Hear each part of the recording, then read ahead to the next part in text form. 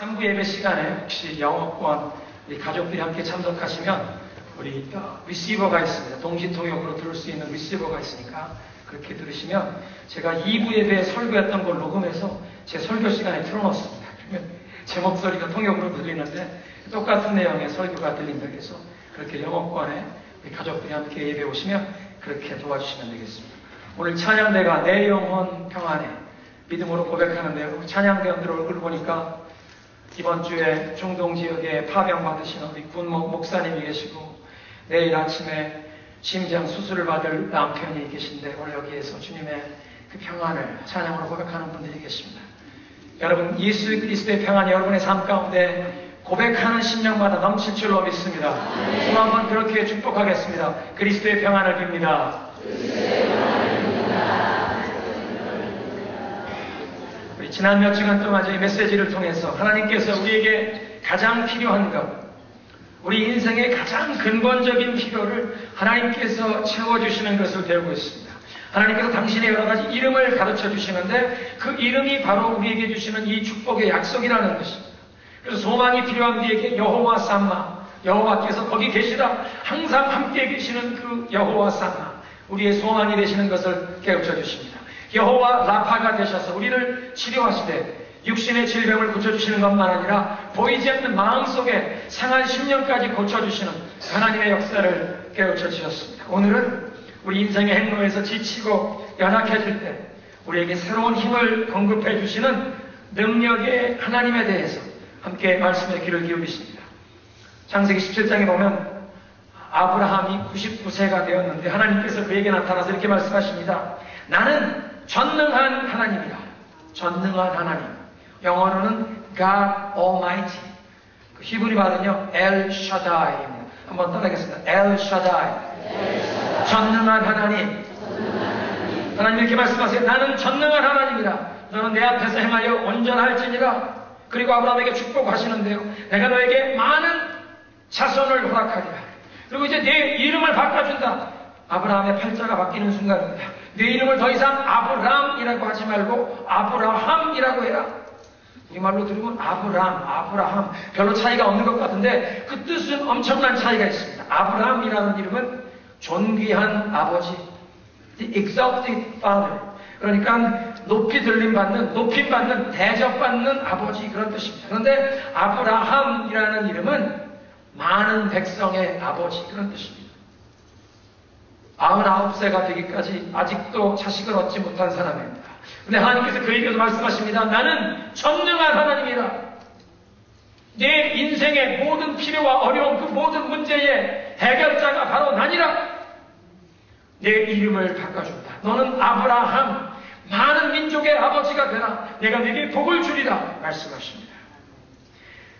아브라함에게 나타나셔서 나는 전능한 하나님이라, 엘 샤다이라고 당신의 이름을 가르쳐 주시는 하나님, 나는 불가능이 없는, 무엇이든 못할 것이 없는 하나님이라. 내 인생의 모든 문제와 필요에 내가 바로 그 해답이라고 말씀하시는 이 하나님. 하나님께서는 아브라함의 삶에 그 하나님의 선한 목적, 즉 아브라함을 부르시고 그를 복 주셔서 수많은 자들의 아버지가 되게 하실 뿐 아니라 그를 통해 세계 모든 민족이 복을 받게 하는 그 축복의 근원이 되게 하시는 그 놀라운 역사를 이루어 가실 수 있는 분이라고 깨우쳐 주시는 것입니다. 그렇게 깨우쳐 주시면서 그렇게 하실 수 있는 당신이 그런 불가능이 없으신 분이심을 전능한 하나님, God Almighty, El Shaddai라는 이름을 통해 깨우쳐 주시는 것입니다. 아브라함을 아브라함으로 변화시키시는 하나님, 그 하나님께서 오늘도 저와 여러분에게 능력을 부어주시기 원하시는 줄로 믿으시기 바랍니다.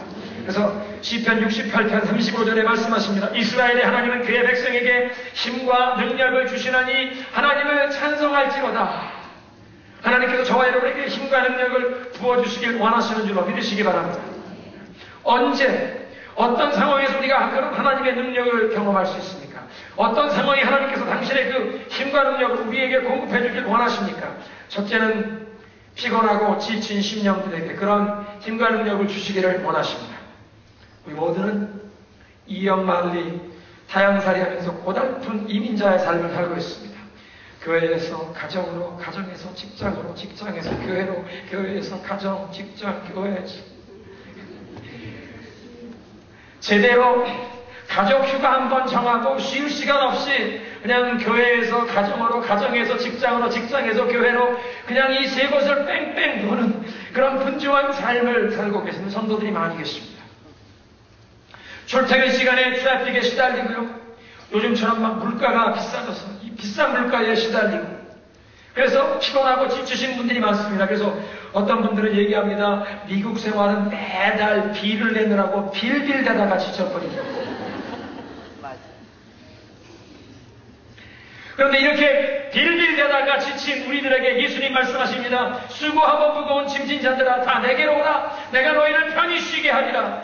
너희는 내게로 와서 내 짐을 지고 내게로 배우라. 내 마음 온유하고 겸손하니 내 짐은 쉽고 내 멍에는 가벼움이니라. 너희 영혼에 쉼을 얻겠다고 말씀하십니다. 수고하고 무거운 짐을 가지고 주님께 나와 이 모든 무거운 짐을 주님께 맡길 때 우리 영혼에 참된 쉼, 안식, 평안을 주시길 원하시는 줄로 믿습니다. 이 예수님의 이 평안과 안식을 얻기를 원하시는 분들만 아멘으로 화답하십시다. 아멘. 평안, 쉼만 주시는 것이 아니라 오늘 성경 말씀을 보니까 새로운 힘과 능력을 공급하신다고 말씀하십니다. 너는 알지 못하였느냐? 듣지 못하였느냐? 영원하신 하나님, 땅끝까지 창조하신 그 하나님께서는 피곤치 아니하시고 곤비치 아니하시고 그 명철이, 그 지혜가 끝이 없으십니다. 그래서 피곤한 자에게 능력을 주시고 지친 자에게 새로운 힘을 더하시나니 소년이라도 피곤하며 곤비하며 장정이라도 넘어지며 자빠지되 오직 여호와를 앙망하는 자는 무엇을 얻으리니? 새 힘을 얻으리니 독수리의 날개치고 올라감 같을 것이라고 말씀하십니다. 오늘 이 본문의 약속이 여러분의 삶에 매일매일 이루어지시기를 주님의 이름으로 축원합니다. 하나님께서 여러분 매일매일 새로운 힘과 능력을 공급해 주시는 것을 체험하기 원하시는 분들이요, 이 오늘 성경 본문 이 이사야 40장 말씀을 종이에 써서 냉장고에 붙여두세요. 직장과 일터에도 붙여두시고 하루에도 몇 번씩 다시 그 말씀을 읽으시며 주님, 여호와를 앙망하는 자, 주님께 우리의 시선을 집중하고 하나님께 우리의 마음의 소망을 두는 자에게 이 새 힘을 주시겠다고 하셨으니 오늘도 나에게 그런 힘을 주옵소서. 기도하시면 주님이 그런 힘을 주실 것입니다. 우리가 이렇게 지치고 피곤할 때 하나님께서 힘을 주시길 원하실 뿐 아니라 나의 부족함을 절실히 느끼는 자들에게 하나님께서 새로운 힘과 능력을 주시길 원하십니다. 내 앞에 다가오는 이 인생의 도전과 장애물을 바라보면서 자신감이 없어지는 그런 경험해 보신 적 있으십니까? 이 문제를 과연 내가 감당할 수 있을까? 내게 주어진 그 과제와 해결해야 될 그 문제들을 보면서 내 능력의 부족함을 절박하게 깨닫는 그런 사람들에게 하나님께서 당신의 능력을 부어주시길 원하십니다. 사실 인생의 가장 중요한 것들은 관계입니다. 그리고 대인관계라는 것은 주고받는 것입니다. 영어로는 give and take이라고 하는데요. 우리말에도 그렇잖아요. 주는 정이 있어요. 가는 정이 있어야 오는 정이, 이게 오는 정이 있어야 가는 정이 있는 게 아니라 가는 정이 있어야 오는 정이 있는 법입니다. 이 give and take이지 take and give가 아니라 내가 먼저 주어야 오고 가는 것이 생기는 것입니다. 그 대인관계인데 여러분, 내가 더 이상 줄 것이 남아있지 않을 때는 어떻게 합니까? 우리 가족 안에서 부모님을 섬기거나 배우자 간에 또는 우리 자녀들 대할 때 내가 더 이상 베풀고 줄 수 있는 것 아무것도 남은 것이 없을 때 우리는 어떻게 그런 관계를 갖고 갑니까? 직장과 일터에서 함께 얼굴을 맞대고 땀을 흘리는 그 사람들 간에도 주고 베푸는 것이 있어야, 이 주고 가는 것이 있어야 하는데 더 이상 내가 줄 수 없을 때 난 할 만큼 다 했어, 지쳤어, 나도 빈 탱크야, 그렇게 느껴보신 적 있습니까? 여러분, 내가 그런 부족함을 경험할 때 하나님께서 하나님의 능력을 우리에게 주시길 원하시는 줄로 믿으시기 바랍니다. 사도 바울이 자신의 그런 연약함을 거두어달라고 하나님께 기도했더니 하나님께서 그렇게 대답하십니다. 나의 능력이 너의 연약함 가운데 가장 뚜렷하게 드러나느니라. 고린도후서 12장 9절입니다. 나에게 일쓰기를 내 은혜가 내게 족하도다. 이는 내 능력이 약한 데서 온전하여짐이냐 하시니라. 그러므로 우리의 크게 기뻐함으로 나의 이 여러 약한 것들에 대해서 자랑하리니 이는 그리스도의 능력이 내게 머물게 하려 함이라. 내가 연약하고 부족할 때 그런 상황에서 하나님이 나에게 공급해 주시는 그 하나님의 능력이 더욱 뚜렷하게 나타나게 나의 부족함을 감추고 부끄러워하는 것이 아니라 도리어 떳떳하게 나의 부족함을 드러내면서 그곳에 예수 그리스도의 능력이 머물고 예수 그리스도의 능력이 나타나서 하나님이 영광 받으시는 그런 체험을 원한다고 고백하는 것입니다. 우리가 역부족이라고 느낄 때, 내 힘과 능력으로는 이곳에서 아무것도 이제 내가 할 수 없다고 느끼는 그런 삶의 현장에서, 막다른 골목에서 주님께서 우리에게 힘과 능력을 부어주시길 원하시는 줄로 믿으시기 바랍니다. 서로에게 그렇게 축복하겠습니다. 주님의 능력을 경험하십시오. 우리가 지치고 피곤할 때에, 또 더 이상 내가 베풀 것이 아무것도 없는, 내가 정말 이 빈 탱크, 엠프티 탱크가 된 것 같은 그런 상황에 하나님의 능력이 우리에게 부어져야 할 줄로 믿습니다. 세 번째로, 우리가 고통 가운데 있을 때 하나님께서 당신의 능력과 그 은혜를 우리에게 부어주시길 원하십니다. 오늘 이 예배에 참석하신 분들 가운데도 어떤 깊은 고통, 아픔을 가지고 계신 분들이 있습니다. 이 사람들에게 가장 큰 아픔은 대부분 내가 소속했던 가정에서, 나의 그 자라난 가정, 내 그 출신 배경, family of origin, 내 가정 배경에서 이 가장 큰 아픔들이 있습니다. 나를 사랑하고 격려하고 나를 건강한 인격으로 세워주셔야 할 부모님들에게 그런 따뜻한 사랑과 배려를 받지 못했을 때 이 마음속에 허전함이 평생을 가는 경우도 있습니다. 그리스도 안에서 해결되지 않으면 평생 그 마음속에 그 갈급함, 누구에게 인정받고 싶어하는 그것이, 아버지께 인정받지 못하던 그것 때문에 평생 누군가에게 인정받고 싶어하는 그 드라이브로 살아가는 분들이 있습니다. 때로는 나를 사랑하고 보호하고 격려해야 될 손길로부터 학대를, 어뷰즈를 경험하기도 합니다. 말로만이 아니라, 죄송합니다, 이 망할 놈의 자식, 그것보다 더 심한 막용도 듣고, 말로만이 언어적인 그러니까 어뷰즈만 아니라 실제로 물리적인 폭력을 당하는 그런 경우도 있습니다. 마음의 깊은 상처로 아픔으로 남습니다. 뿐만 아니라 신체적인 그런 고통과 아픔을 경험하신 분들이 계십니다. 지금도 투병하시는 분들이, 우리 성도들 위해 우리가 기도하는 분들이 계십니다. 그런가 하면 저희 교회에서는 이 장애우들과 가족들을 위한 이 사랑의 교실이 매주 토요일 지금 6년째 진행되고 있는데요. 그 사랑의 교실에 섬기는 자원봉사자들을 통해서 볼 수 있는 것은, 때로는 이 장애우들을 데리고 오는 부모님들 가운데 지친 분들이 계세요. 왜냐하면 그 장애우들의 그 고통과 아픔이 한 달, 두 달, 1년에 끝나는 것이 아니라 평생 가는 것입니다. 오늘도 주님의 이름으로 그들을 사랑하고 그들을 위해 기도하지만 그 장애가 없어지는 것이 아닙니다. 평생 가는 것입니다. 그러니까 그 연약함과 고통을 가진 그 장애우를 섬기는 그 가족들의 마음속에 인간의 힘으로만 그 사랑하고 옆에서 돌보기가 힘든 그런 고통이 있습니다. 직장과 생업의 문제에서 고통을 경험하는 분들이 계십니다. 지금처럼 이렇게 경제 불황이 계속되는 상황에 어떤 분들은 내가 원하지도 않는, 내가 즐기지도 않는 일이지만 지금 형편상 그 일을 해야만 되는 분들이 있습니다. 앞으로 1년이나 경기가 풀려서 정말 이 잡 마켓이 좋아지기 전에는 직장을 옮길 수가 없어서 가족들을 돌봐야 하니까 지금 그 직장에 아무리 고통스러워도 매일 아침 출근해야 하는 그런 분들이 계시다는 것입니다. 정말 함께 일하는 그 보스가 너무 까다롭게 어려움을 주는데도 그 직장을 떠날 수가 없는 분들이 계십니다. 신학교 다닐 때 전도사로 봉사하던 교회에서 학생들을 위해서 그 가정 위에 기도하는데, 한 학생은 부모님 빨리 영주권 얻게 해주세요. 사정을 알아보니까 부모님이 유학 오셨다가 이제 애들이 여기 익숙해지니까 여기 미국에 계속 머물려고 하시는데, 그래서 영주권을 주겠다는 어떤 회계사무소가 일하시는데, 이분이 유학 오셨다가 배운 것도 있으신 분인데 영주권을 주겠다는 그 회사에 들어가서 일하시느라고 4년, 5년 동안을 착취당하듯이 고통당하는 것을 보았습니다. 자존심도 있고 자기 나름대로 공부도 했다고 와이칼라신데도 그 신분 문제 해결을 위해서 딸린 자녀들이 있으니까 자기 자존심을 삼키고 4년, 5년을 눈물을 흘리면서 그 직장 생활을 하시더라는 겁니다. 억울한 일을 당하는 분들이 있습니다. 이런 고통 가운데 있을 때 하나님께서 우리의 마음을 위로하시고 하나님의 힘과 능력을 부어주시길 원하시는 줄로 믿으시기 바랍니다. 방황하는 자녀들 때문에 눈물 흘리시는 부모님들이 계십니다. 분명 자기들이 한 10년만 지나가면 뒤돌아보면 후회할 그런 어리석은 일만 하는 그 자녀를 바라보며 안타깝게 눈물로 기도하시는 부모님들이 계십니다. 주님 언제입니까? 언제 우리 아들이 정신 차리겠습니까? 눈물로 기도하시는 그런 부모님들이 계십니다.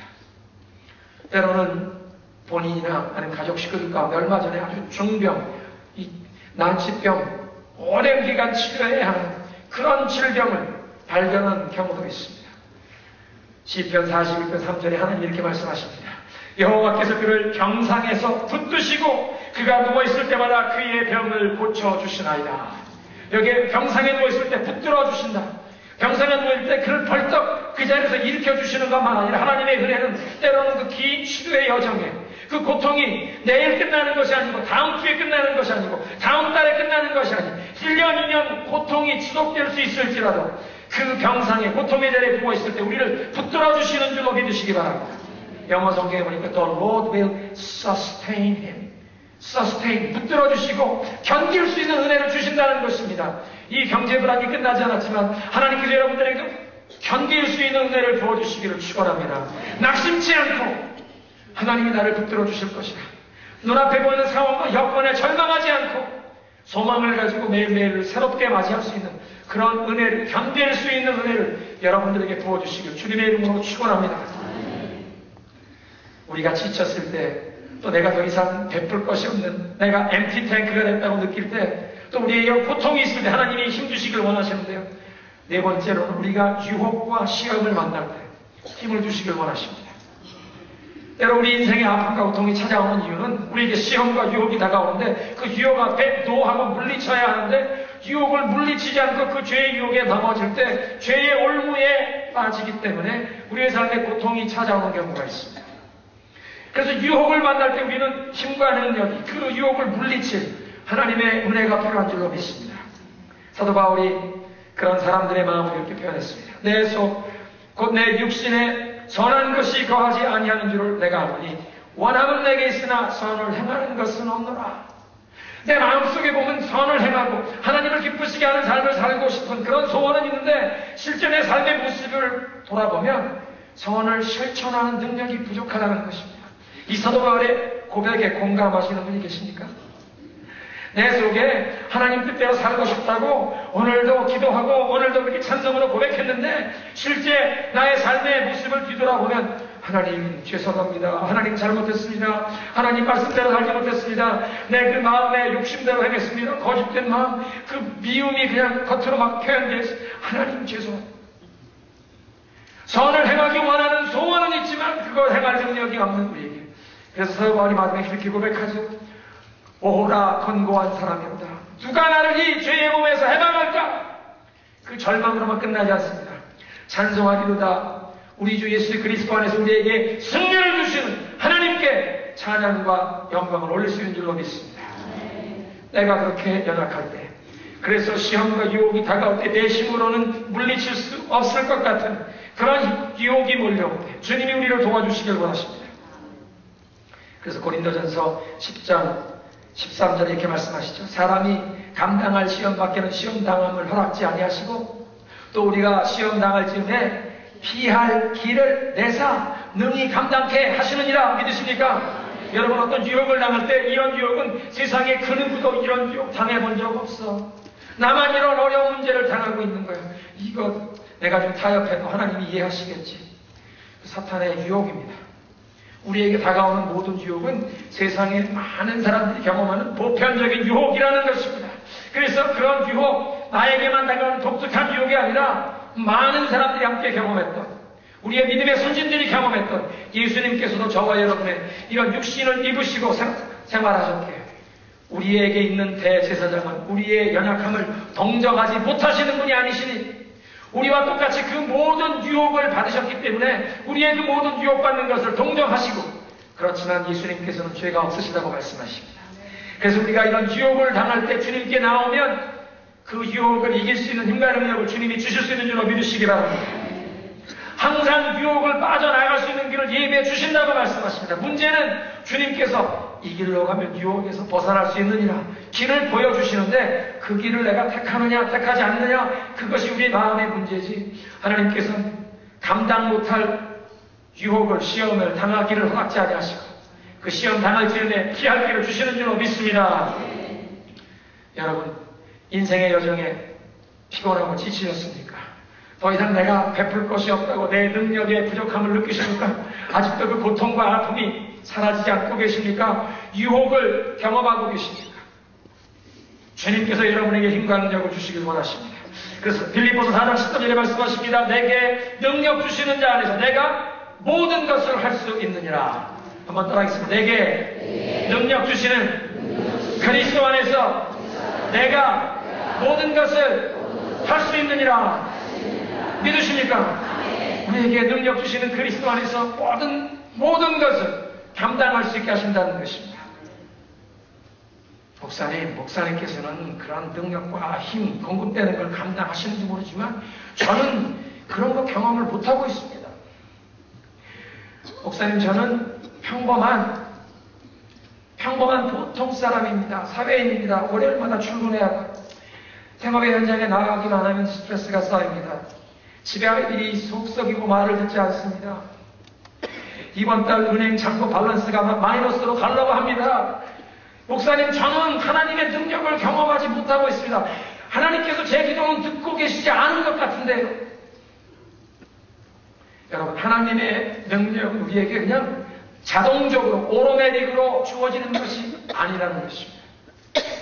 많은 크리스찬들이 평생을 예수 그리스도를 모르는 사람들과 별 다름 없는, 그저 주일날 교회 가는 것 외에는 아무런 차이가 없이 살아가는 그런 분들이 계십니다. 분명 예수님을 믿고 내 주위 사람 받고 천국을 향한 그 소망이 있다고 말씀을 하면서도 내 주변에 예수를 믿지 않는 사람과 별 다르지 않은 하나님의 이런 능력과 하나님의 이 힘을 경험하지 못하는 그런 삶을 살다면 얼마나 안타까운 일이겠습니까? 우리가 어떻게 우리의 삶에 이런 하나님의 능력을 경험하며 살겠습니까? 하나님의 능력을 체험하는 게 첫 번째로 우리의 연약함을 하나님 앞에 고백해야 하는 것입니다. 여러분, 우리는 내가 강한 사람인 것처럼 포장할 수 있습니다. 겉모습 그럴듯하게 꾸미고 탈을 쓸 수 있다는 것입니다. 우리 집안일이나 남한테 이 부끄러운 일, 특별히 우리 체면 문화를 가진 우리 한국 사람들은 교회에 와서도 우리 집 모든 일이 다 평안한 것처럼 겉모습 그렇게 그럴듯하게 보일 수 있습니다. 근데 여러분, 저희 교회는 불완전하신 분만 환영하는 교회입니다. 다 연약하고 부족함이 있는 사람들이 예수의 그리스도 안에서 하나님이 주시는 그 은혜를 힘입어 천국을 향해 이 순례의 길을 가고 있는 줄로 믿으시기 바랍니다. 한번 따라하십시다. 나는 불완전한 사람입니다.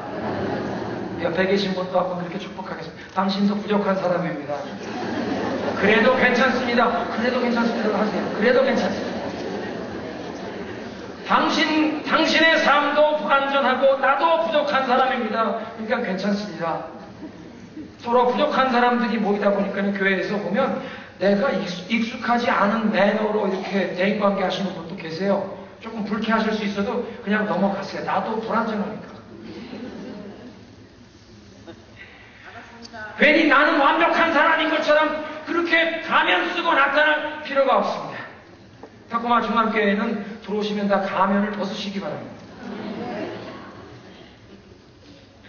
감사한 것은 우리가 연약하고 부족할지라도 주님께서 우리를 받아주시는 줄로 믿습니다.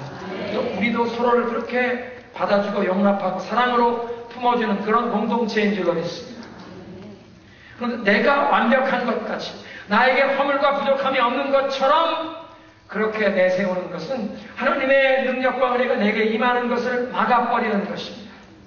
성경을 보면 하나님이 싫어하시는 것 몇 가지가 있는데 그 중에서 으뜸이 내가 완벽한 것처럼 꾸미는, 나는 좀 잘난 사람인 것처럼 꾸미는 교만을 싫어하신다고 말씀하십니다.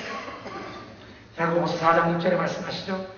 그러나 더 큰 은혜를 주시나니 그러므로 일렀을 때 하나님께서 교만한 자를 물리치시고 겸손한 자에게는 더 큰 은혜를 베푸시느니라. 믿으십니까?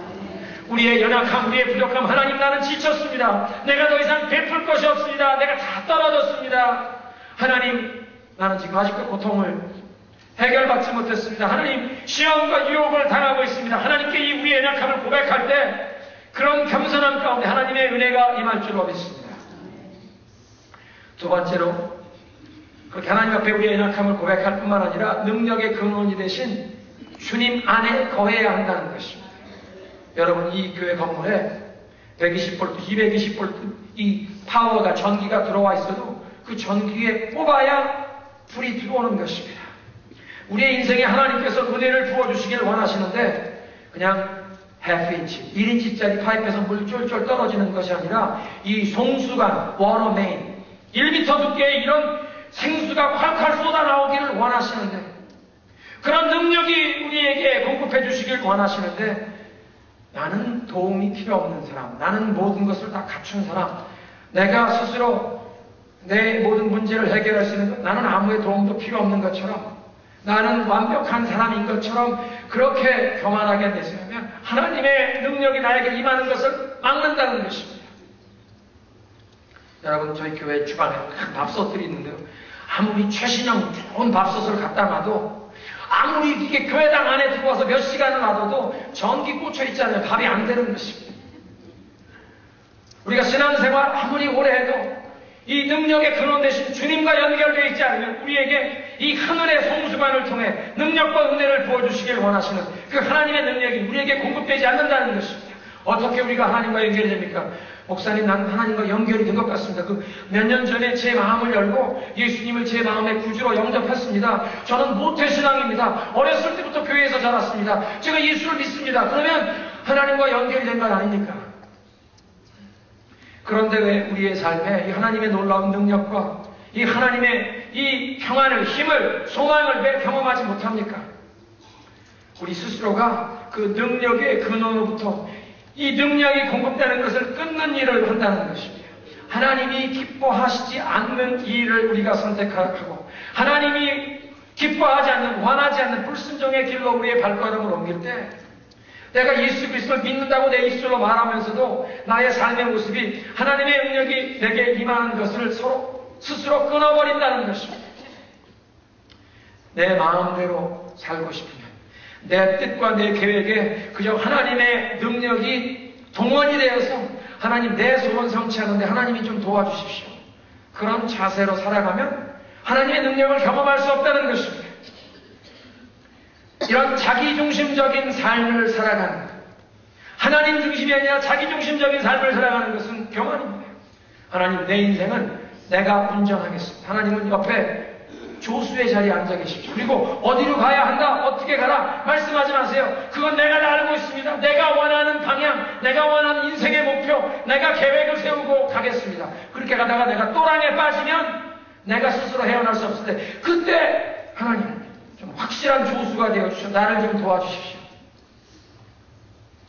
하나님은 주객이 전도된 그런 게임 절대로 안 하십니다. 이번 주 중에 저희가 사무엘상 말씀을 묵상하고 있습니다. 사무엘상 4장을 지난 며칠 묵상했는데 사무엘상 4장에 보면 이스라엘 백성들이 블레셋과 전쟁이 일어났는데 첫 번째 전투에서 패배했습니다. 첫 번째 전투에 패배하니까 백성의 지도자들이 뭐라고 얘기합니까? 실로에 있는 그 여호와의 언약궤를 우리에게로 가져다가 그 언약궤로 우리 승리하게 하자. 전쟁에 패전했을 때 전투에서 패했으면 하나님 앞에 엎드려 겸손하게 엎드려 하나님 우리가 패배했습니다. 어떻게 하나님 우리 도와주지 않습니까? 우리에게 무슨 죄가 있습니까? 하나님 우리를 불쌍히 여겨 주옵소서. 우리를 구해 주옵소서. 어떻게 하길 원하십니까? 하나님의 뜻을 물었어야 하는데 하나님의 뜻을 묻는 것이 아니라 이 백성의 지도자들이 여호와의 언약궤를 가져와라. 하나님 출동시켜라. 여러분 좀 어감이 이상하지 않습니까? 하나님을 출동시켜라. 우리가 마음대로 하나님 오시오 가시오 하는 것처럼 얘기가 들리지 않습니까? 언약궤를 가져와라. 하나님이 우리가 전쟁 계획을 세고 나가는데 그냥 하나님 들러리처럼 따라와서 부적처럼 우리가 가져나가서 적이 쏜 화살도 비켜가게 하고 이 언약궤 하나님의 영광의 임재가 그냥 우리를 승리로 이끌어가도록 하자. 하나님의 뜻을 묻고 하나님의 말씀에 순종하는 것이 아니라 내 뜻, 내 계획대로 하나님을 동원하려는 자세로 언약궤를 동원합니다. 그렇지만 그런 상황에 하나님께서 절대 하나님의 능력을 보여주시지 않습니다. 참패하게 됩니다. 언약궤까지 적병들에게 빼앗겨 버렸습니다. 사랑하는 성도 여러분, 우리가 하나님을 안다고 하면서도 꼭 이런 모습으로 살아가지 않습니까? 내 계획, 내 뜻대로 살아갈 테니 하나님 힘 좀 실어주십시오. 하나님은 절대로 그런 상황에서 힘 실어주시는 분이 아니십니다. 우리가 주님이라고 얘기할 때 그 주, 우리를 구원해 주시는 구원자만 아니라 임금주자입니다. 주인이 되신다는 얘기입니다. 처음에 예수를 믿을 때에는 내가 죄인이여 나의 죄를 스스로 해결할 수 없고 물에 빠진 사람 누가 건져 주어야 하듯이 주님이 우리를 구원해 주셔야 한다. 나의 구원자가 된다는 것, 그것 하나만 알고도 이 믿음의 여정이 시작될 수는 있지만 그 믿음의 여정이 시작되는 코디여서 구주라는 것은 나를 구원해 주시는 뿐만 아니라 나의 인생의 주인이 되길 원하신다는 것입니다. 사랑하는 성도 여러분, 예수님께서 여러분 인생의 항해에 선장이 되어주기 원하시는 줄로 믿으시기 바랍니다. 여러분 인생의 그 비행의 파일럿가 되어주길 원하십니다. 여러분 스스로 내 인생의 선장 노릇하다가 고통 가운데 계십니까? 오늘 이 자리에서라도 주님 포기합니다. 주님이 운전사가 되어주옵소서. 주님이 선장 되어주옵소서. 나 따라가겠습니다. 그렇게 여러분 삶의 자세를 바꾸시면 주님께서 여러분의 삶을 인도해 줄 수로 믿으시기 바랍니다. 어떤 분들은 그렇게 말씀하세요. 교회 생활 오래 하신 분들 간에 목사님 그런 설교는 이미 다 들어보았습니다. 잘 알고 있는 얘기입니다. 그런데 예수님을 주인으로 삼는 것은 인생에 한 번 있는 일이 아니라 계속되어야 한다는 것입니다. 우리의 삶에 매일매일 계속되어야 하는 줄로 믿으시기 바랍니다. 매일매일 주님이 나의 인생의 인도자가 되어주시고 내 인생의 캡틴이 되어주시기를 구하며 주님의 인도하심을 따라 살아가면 그런 삶의 현장에 주님의 능력이 나타날 줄로 믿습니다. 그래서 예수님 말씀하세요. 요한복음 15장 5절에 나는 포도나무에 너희는 가지니 저가 내 안에 내가 저 안에 거하면 그 사람을 과실을 많이 맺나니 이는 너희가 나를 떠나서는 아무것도 할 수 없음이니라. 하나님이 정말 인정하시는 것, 영원한 가치가 있는 것, 정말 하나님 기쁘시게 하는 어떤 일도 예수 그리스도를 떠나서는 할 수 없다는 것입니다. 우리의 연약함과 부족함은 하나님 앞에 고백할 뿐만 아니라 능력의 근원이 되신 주님 안에 거한다는 것은 주님을 내 인생의 보스로, 주인으로 섬기는 것입니다. 마지막으로 믿음으로 하나님의 길을 택하시고 하나님의 그 능력이 나타날 것을 기대하시길 바랍니다. 믿음은 바라는 것들의 실상이요 보지 못하는 것들의 증거니라. 하나님이 이렇게 말씀하셨으니 여호와를 낭망하는 자 새 힘을 얻으리라고 말씀하셨으니 주님의 말씀대로 살기 원합니다. 더 이상 내가 내 인생의 주인 노릇하고 내가 더 이상 내 인생 운전하는 것이 아니라 주님이 이끌어 주옵소서. 그렇게 말씀으로 나아가면 걸어가도 피곤치 않겠다고 말씀하신 주님, 달려가도 곤비하지 않겠다고 말씀하신 주님, 주님이 보여주시는 그 믿음의 길로 달려갈 때 1마일 달려가고 2마일, 10마일 달려갔는데 지쳐야 될 때 하나님께서 새로운 힘과 능력을 부어주실 줄로 믿습니다. 이런 우리에게 능력 부어주시기 원하시는 그 주님께 믿음으로 고백합니다. 약할 때 강함 대신에 나의 보배가 되시죠.